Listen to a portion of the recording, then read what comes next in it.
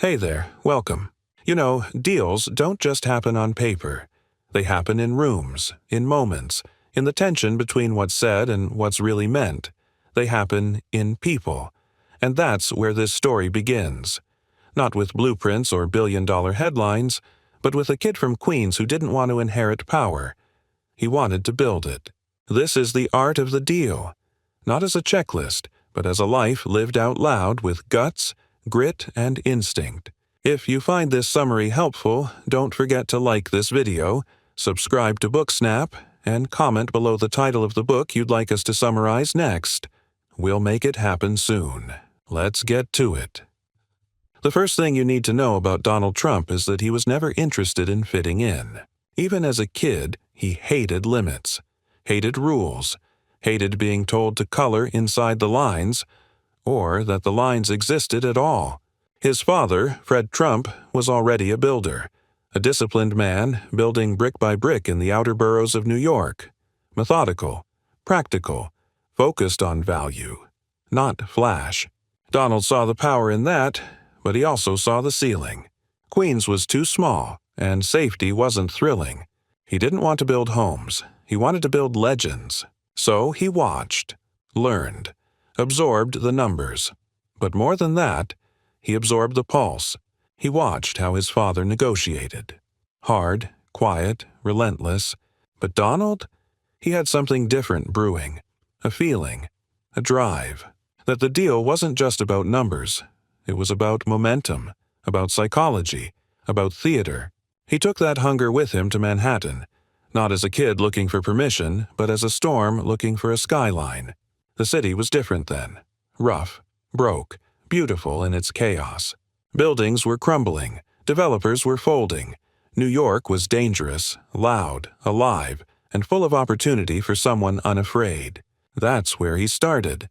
Not with billion-dollar projects, but with belief. Belief that people follow confidence. Belief that risk, when taken with instinct, becomes leverage. Belief that if you act like a winner, people will start treating you like one. Trump began to study not just construction, but power. Who had it? Who faked it? Who needed it more than they admitted? He showed up to meetings underdressed, spoke with certainty even when he was new. Not arrogance, presence. He understood something most don't. In a room full of experts, the most certain man controls the tempo. So he moved, fast, bold, relentless. He got his first big deal with the Commodore Hotel. Not because he had the money, he didn't, but because he had the vision and knew how to sell it. He convinced the city to give him tax breaks, the banks to give him loans, and the doubters to give him silence. He didn't just make the deal. He became the deal. And that was the beginning. Because once he tasted what was possible, when instinct and boldness collided with timing, he knew. This wasn't about real estate. It was about identity. About playing the game louder. About creating reality before others could question it. Looking back, he didn't play it safe. He didn't hedge. He didn't wait to be ready. He moved when he felt it. That's the art. Not the numbers, not the formulas. But the moment you walk into a room and change the energy, because you already believe the deal is done. You could smell it in the air. The grit, the grind, the hustle of New York. This wasn't a world that waited for permission. And Trump? He didn't ask. He moved like someone who knew the map didn't matter if you could feel the terrain under your feet. While others studied market forecasts, he studied faces. He watched for hesitation, weakness, ego, and played to it like a concert pianist tapping the perfect key. This wasn't school anymore. This was the street. And in the streets, instinct beat intellect every time. He learned early that timing was everything, but not in the way most people think. Not clock timing, pulse timing. The feel of when to strike, when to stay silent, when to push harder, when to back off just enough to let the other guy feel like he was in charge. There was a deal in the early days, small by today's standards, but it meant everything then. It was messy. Too many parties, too many opinions, too much red tape. But where others saw chaos, Trump saw space, an opening, a flaw in the rhythm. He got them all talking, got the lawyers exhausted, got the opposition confused. Then, in a moment of precise boldness, he slid in with an offer they were too tired to resist. It wasn't luck. It was leverage created by endurance. Because most people tap out when things get uncomfortable. He knew if he stayed in the ring long enough, they'd hand him the win just to get peace. That's where he separated himself. Not with genius, with persistence. He said it over and over in his own words. I don't do it for the money. I've got enough. What I love is the game. And in that line, you can see the whole strategy. Because someone who loves the game more than the win, that's someone who will outlast you, outthink you, outplay you.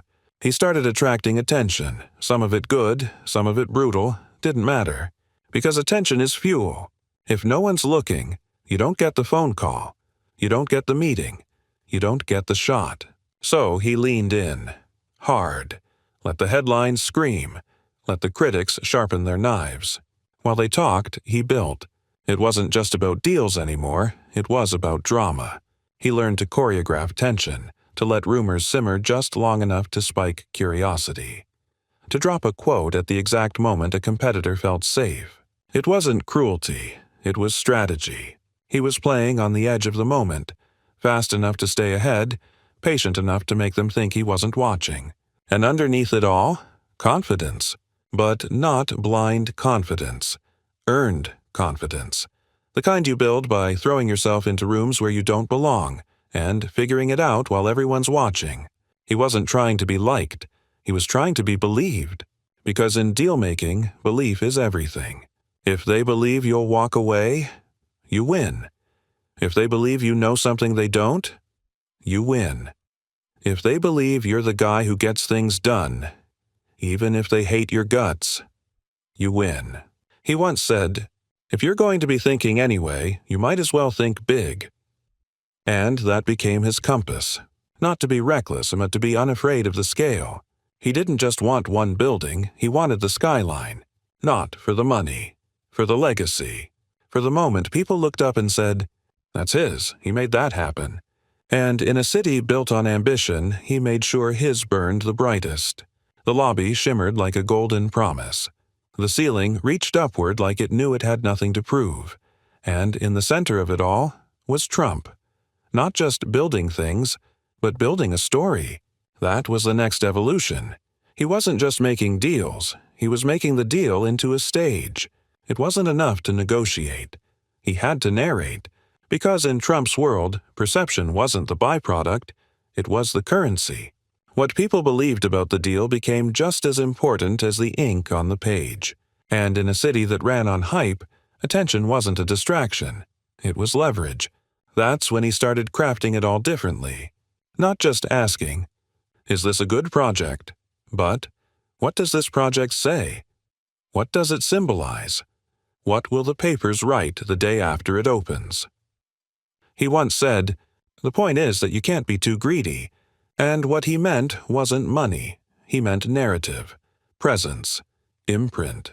He wanted people to walk into Trump Tower and feel something shift. He wanted competitors to feel off balance before they even sat down. He wanted the public to not just know his name, but to need it to complete the picture of the city itself. That's why the marble was polished, why the gold was real, why the escalators shined like something out of a Bond film. It wasn't ego. It was branding before branding was cool. He learned something else too.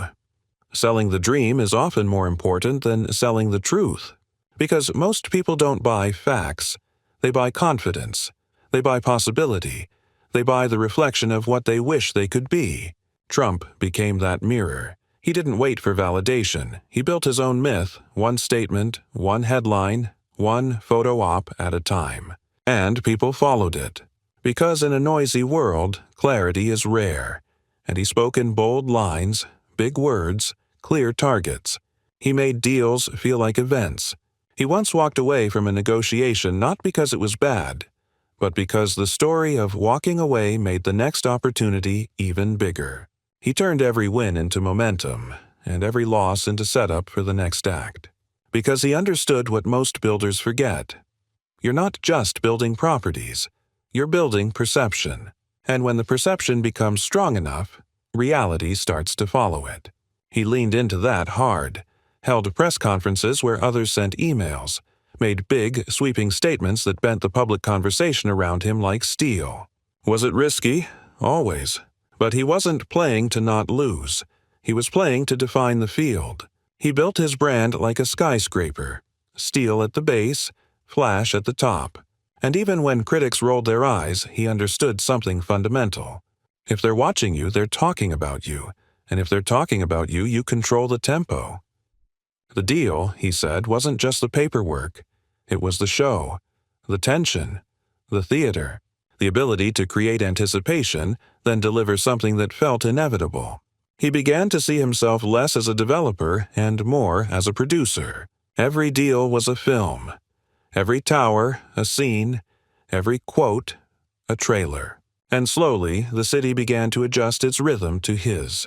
Other developers whispered, "How does he get away with that? How did he get that loan?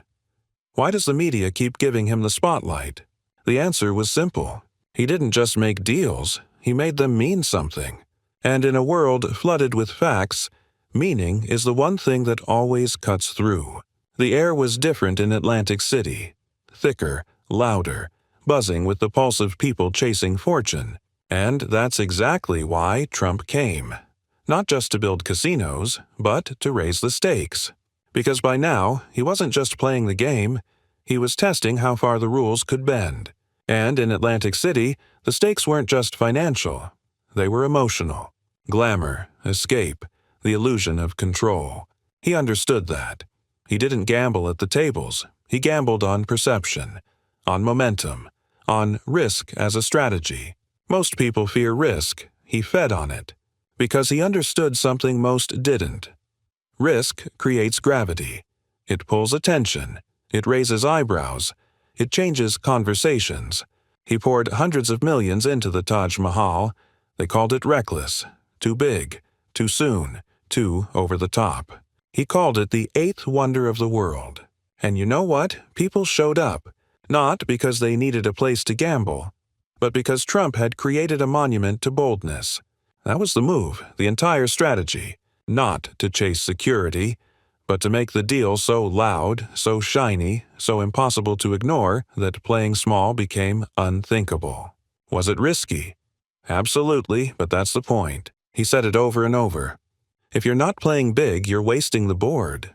He watched competitors build cautiously, watched them tiptoe around city permits, hedge on financials, water down ambition with fear. And while they did all that, he claimed attention. By the time their buildings opened, no one noticed, because Trump had already flooded the press with his. It wasn't just marketing, it was psychological territory capture. He realized that people believe what they hear often enough, so he gave them a headline, then another, then another. He knew if you repeated your vision louder than their doubt started to sound like background noise. But he also knew something else. Risk, real risk, requires obsession. You don't just build big by being bold. You build big by knowing the details like they're your own heartbeat. He was in the weeds, every carpet pattern, every chandelier placement, every paint shade. Not because he micromanaged, but because he cared more than anyone else. That was the secret edge, the work ethic behind the spectacle. He'd take late calls, walk construction sites at midnight, show up where others delegated, because he knew the man who risks the most must also understand the most. And when the Taj opened, it was chaos, cameras, crowds, drama. People either loved it or hated it, but no one ignored it. That was the measure of success. Because indifference is death. But controversy, that's life. That's oxygen. Even when critics howled, even when bankers worried, he held the line. Why? Because he wasn't chasing comfort. He was chasing legacy. And legacy isn't built by being careful. It's built by risking in public and standing tall when everyone else folds. He learned the truth most people avoid. Security is an illusion. Risk is everywhere. In business, in love, in silence. So, if you're going to risk anyway, you might as well do it on your own terms. That became his engine. Not recklessness, but calculated audacity. Not fearlessness, but refusal to be defined by fear. He didn't win every hand, but he never played not to lose. And in Atlantic City, that made all the difference. It was never just about the money. It was about leverage. Trump knew early on, the person with the most power in any deal isn't the richest or even the loudest. It's the one who can walk away. And that comes from positioning. He learned that with bankers, with unions, with politicians, the goal wasn't to dominate. The goal was to create a situation where they needed the deal more than you did. That's leverage. That's the art. He once stood across from a city official who tried to play hardball. Trump stayed silent, let the tension hang in the room like fog. The man fidgeted, looked away, spoke again, this time softer. Trump smiled, not because he had threatened, but because he had understood the game underneath the words. People want deals. People need resolution, and most people can't sit in discomfort long enough to win. But Trump could. He trained for it, through silence, through uncertainty, through outlasting the other guy's ego. He once said, "Sometimes the best move is no move at all." And in that stillness he let the pressure build, not on himself, but on them. He wasn't just negotiating dollars, he was negotiating position. He didn't need everyone to like him. He needed them to believe. If Trump's at the table, something big is happening. He made himself the prize. And in doing so, he controlled the tempo. Even in hostile deals, even when the media went negative, even when the market twisted, he kept asking, "What do I have that they can't get without me?" That was leverage. In one major project, when funding got tight, he played the banks against each other. Not recklessly, with precision. He leaked the right things at the right time, made one side nervous just long enough for the other to jump. Then, like a conductor waving in the final note, he closed the deal on his terms. Not because he bullied, but because he understood what they were afraid of losing. That's the hidden layer of every deal. Fear. Fear of missing out, fear of losing face, fear of being seen as the one who walked away too early. And Trump, he didn't fear loss because he trusted himself to build again. That gave him an edge most people never touch. He didn't cling, he didn't beg, he negotiated like a man who had already survived worse. That's why leverage wasn't just external, it was internal. A mindset. You only have as much power as you believe you deserve. So he believed big, spoke big, stood big, even when the papers called it bluster, even when the critics mocked, even when others shook their heads and said, "He can't pull that off." He didn't argue, he just did it. Because leverage, real leverage, isn't about proving people wrong. It's about proving your own vision right. He taught himself to read every room. Who was nervous, who was faking confidence, who was bluffing, who had already decided but was pretending to negotiate. And once he saw the real power dynamics, he played to them, hard and clean. He said, "I don't hold grudges, I hold position." That stuck. Because when emotions enter a deal, you lose clarity. But when you stay focused on position, you always know where the board is moving. He treated leverage like a chess game, sometimes letting the other side think they were winning, just to set up a checkmate 3 moves later. And the most important piece, control your own image. If they see you as desperate, you are. If they see you as inevitable, you are. He crafted that carefully. Every photo, every headline, every meeting room entrance. Not vanity, strategy. Because if you walk in like you don't need the deal, they'll do anything to keep you at the table. And in that moment, the moment they start leaning in, the deal becomes yours. The headlines were getting louder, critics circling, rumors flying.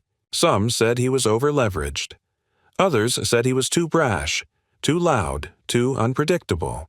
But Trump, he didn't flinch, because by now he wasn't just using chaos, he was commanding it.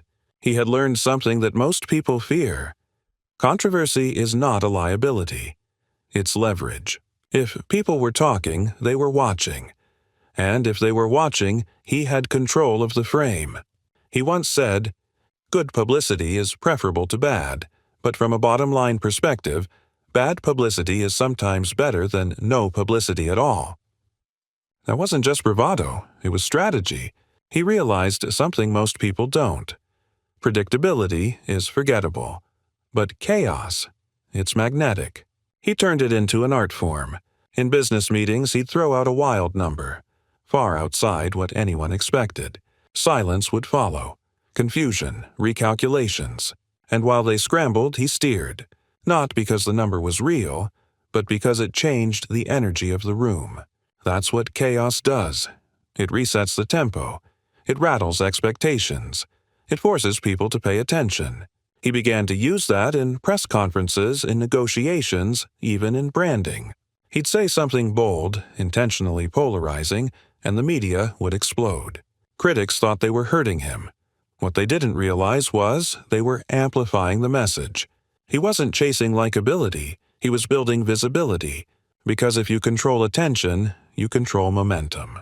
He understood this better than anyone. The narrative is the negotiation. If people believe you're winning, they'll follow you. If they believe you're failing, they'll flee. So he made sure they believed, by always staying one beat louder than the noise.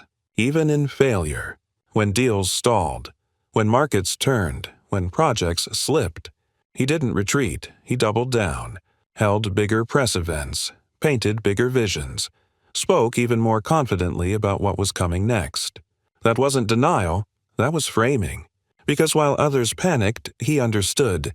If I stay calm in chaos, I become the anchor. And people, investors, partners, customers, they all want anchors, especially in a storm. He said it again and again. You can't be afraid of the drama. You have to learn to ride it, even use it.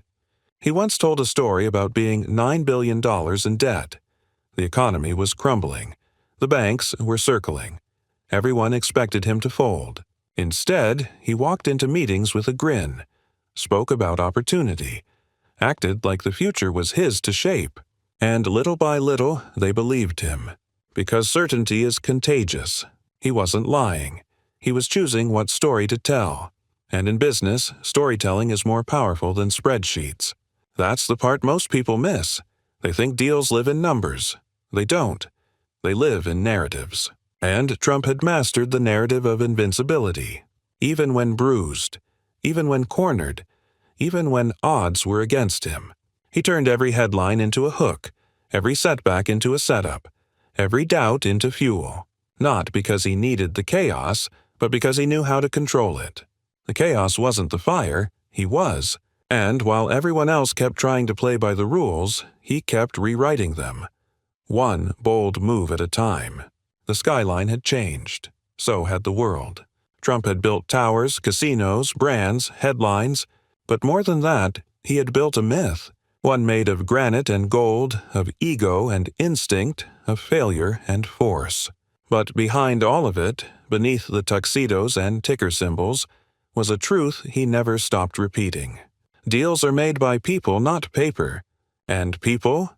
They are driven by emotion, by fear, by envy, by admiration. Trump didn't sell buildings, he sold identity. Every handshake, every press moment, every deal was a reflection of how he saw the world. Not as it was, but as it could be if you had the will to bend it. He didn't chase perfection, he chased momentum.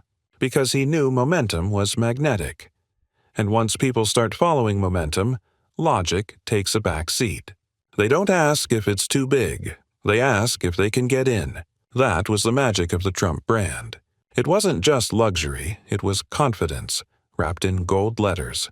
He licensed his name, his aura, his story, because he knew a name can be more valuable than any asset. Why? Because people crave meaning. And if your name means something to them, power, success, style, domination, they'll buy into it. Literally. He turned himself into a symbol. One that stood for winning, even when the odds were ridiculous. He was criticized, mocked, celebrated, feared, but never ignored. That's the measure of presence. He said, "You have to think anyway. Might as well think big. And thinking big doesn't mean fantasy. It means having the stomach to believe in a future no one else sees. And then drag everyone else into it. That takes audacity. That takes isolation. That takes the ability to lose without breaking." Because big thinkers don't always win at first. They get laughed at, doubted, dismissed. But they keep showing up. Louder, clearer, stronger. Trump understood this like gospel. The greatest deal you'll ever make is with yourself. To bet on your vision. To believe in it when no one else does. To stand in the fire of doubt and smile.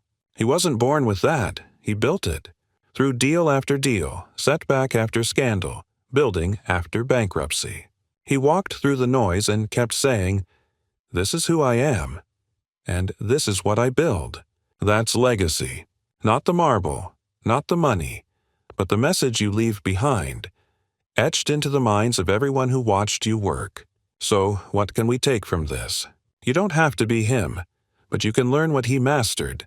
Own your story, command your presence, create leverage, lean into risk, never stop negotiating, especially with your own fear. Because in the end, the art of the deal is not just about closing, it's about becoming.